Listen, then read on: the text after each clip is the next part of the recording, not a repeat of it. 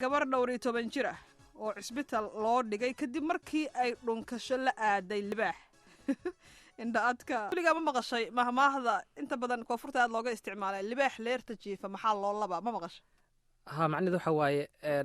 middan ingiriisiga ee dalkan looga maamaahay la mid tahayoo eyga meel iska jiifa taabanin oo kale let the sleeping dogs lay oo haddaad taabato calaashaan qaniyadiisa iyo qayladiisaa bilaabanaysa marka meeshiisa ha kaa jiifay hadduu meel jiifo iskaag mar ha u dhowaan waa tahay waxaan noo hayaa sheeko gaaban oo aad ula yaab leh gabar dhowr iyo toban jira ayaa waxa ay si mutadawacnimo ula shaqaynaysay zoo ama meelaha lagu xanaaneeyo xayawaanka duurjoogta ah ay ku xaraysan yihiin marka gabadhani si iskaa wax u qabsay kula shaqaynaysay maalin maalmaha ka mida waxay aragtay baa la yidhi waxay aragtay waddanka kanada ka dhacday sheekadani waxay aragtay baa la yidhi libaax waa ogtaho dadka markaad zuuga tagto waxa ugu horeeya dadku ay raadiyaan libaaxa xagguu joogaa because libaaxay dadku jecel inay si toosa u arkaan ay indhaha iska qaadaan inkastoo aad looga boqo marka gabadhan maadaama ay meeshii zuuga ahayd ee si mutadawacnimo ula shaqaynaysay maalin maalmaha kamid waxay fursad u heshay libaaxii oo madaxii macnaha madaxa dhanka lama soo bixi kara laakiin gafuurkii meesha intuu shabaqii meesha madaxa soo saaray waxay istiri malaha shabaquu ku jiraaye bahal dhunkashaa ku qabo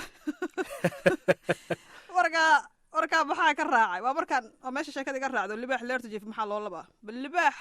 gafuurkiisii meel ka soo saaro wejiga meel soo saaray dhunkasho la doono bal gacanta inaad salaaxdo iyo waxyaabaha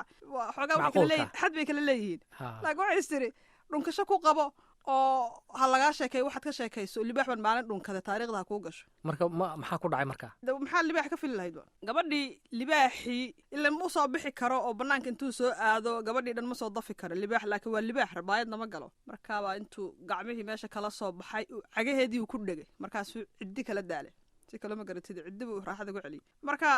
gabadhii intay qaylaafka furatay ay qaylisay istiri waa yaabta waxay istiri malaha libaax markuu kuu soo dhow yahay xataa ama indhaha aad ka qaado xataa ma malaysan karti in waxa indhaab idiin dhexeeyo wax isla waa hore ku qaatay marka asxaab kaloo meesha kala shaqaysa usoo gurmatay libaaxii waa laga dhiciyay laakiin iyadii baa hadasha waxay ku leedahay taariikh baan islahaa meesha ka sameey laakiin waxbaa iga raacay ismalihi ilaahi hadda inaan nool oo libaaxi baa weli ii muuqda isbitaal baa hadda taallaa waa gartay caasho sheekadaada waxay soo xasuusisay soomaalidu baalkaa libaaxa la yidhaahdo aad bay horta uga baqaan oo dhinaca geesinimada lagu tiriyaa dunidao dhanna sidaa waa sidaa marka waxaa jira maamaayooyin badan oo ku soo aroora waxaa la yidhaahdaa libaax niman aqoon baa halka rita dad kalena waxay yidhaahdaan af libaax hilbo laguma warto marka hadda gabadha iyadaa hilbihii ku warata afkii libaax marka cidiya in lagala daalo oo custaa la geeyaa iyadaa mutaysatay waxay la tacaaw inay taagan tahay libaax niman aqoon baa dhunkasho la doonta